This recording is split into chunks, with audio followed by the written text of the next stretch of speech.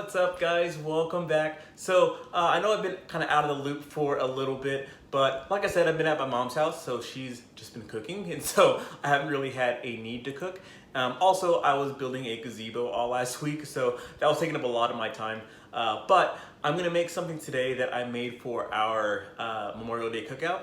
I'm gonna make some baked beans, and it's a pretty basic baked beans recipe. I got it from the Chunky Chef, and I will link that down below. It's a pretty basic, easy recipe, and I'll show you how to do it. So let me run over the ingredients, and we will get started.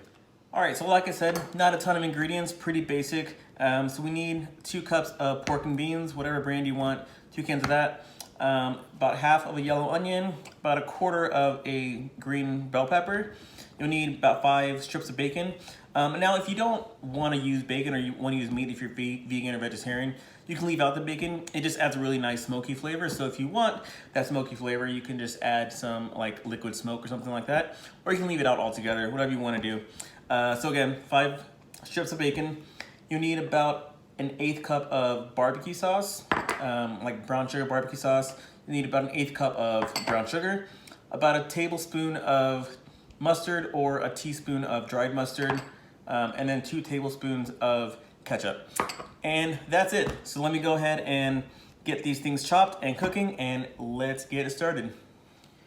All right, so I like to cut my bacon first before I cook it. That way, 1, it cooks quicker, and 2, I don't have to worry about chopping it once it's already cooked. It'll just kind of be chopped and be good to go when I need it. So I'm gonna go ahead and finish chopping this, and I'll show you what we're gonna do next. All right, so I got my bacon here. Just gonna go ahead and cook this real quick in this pan.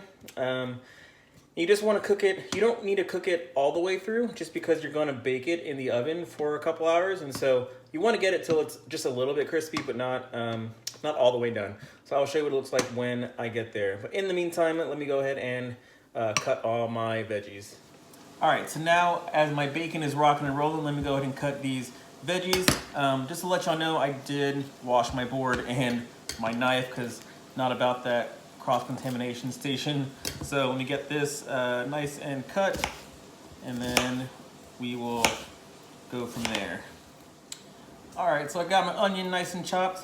Did it without crying also, that's fun.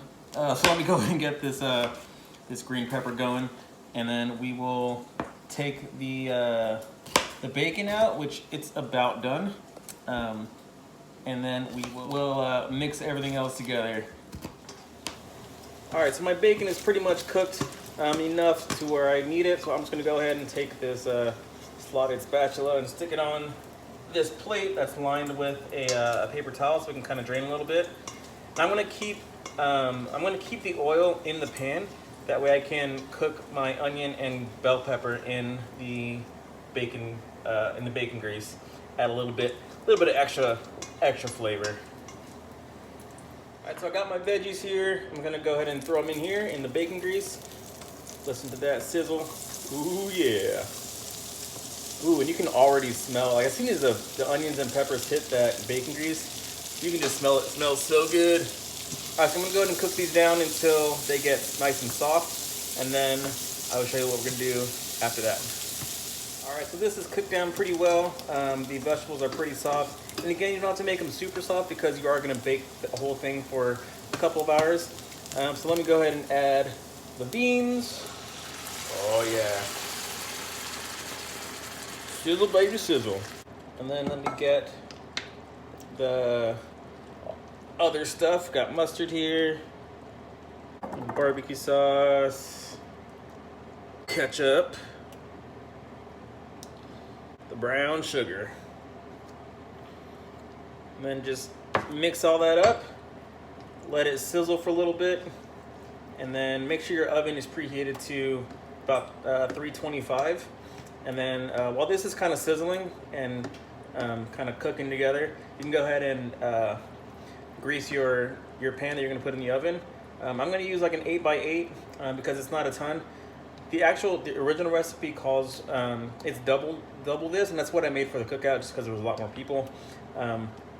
So If you're gonna do the entire recipe, then you would use like a 9x13, something like that, but I'm just gonna use an 8x8 today because it's about half the recipe. All right, so this has been simmering for about a minute or two. It's really all you need it to do, just kind of let the flavors get together a little bit. So I'm gonna pour it into this baking dish that I've already oiled and greased nice and good. Ooh, that smells amazing. I set that to the side, and now I'm just gonna top it with some bacon. Little sprinkle right there. And then once you get that done, just stick it in the oven for a couple of hours, and then you are good to go. Now, if you want it saucier, then you can just do it for like an hour and a half. But if you want it like thicker, you can do it for like 2.5 hours. I kind of like it somewhere in the middle, so I'm just gonna do it for about 2 hours, and I'll show you what it looks like when I get there.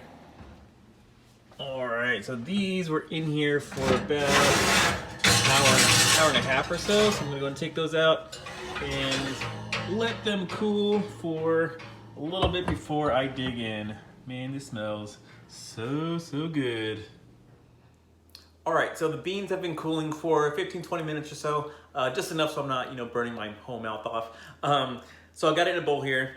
Man, so I've had these already. Like I said, I had them in the Memorial Day cookout we had a few days ago, and they're super good. So I'm excited to try these again. I want you guys just to look at this, just like with that bacon and the green peppers and all that. Ooh, it's gonna be good. All right, buen provecho.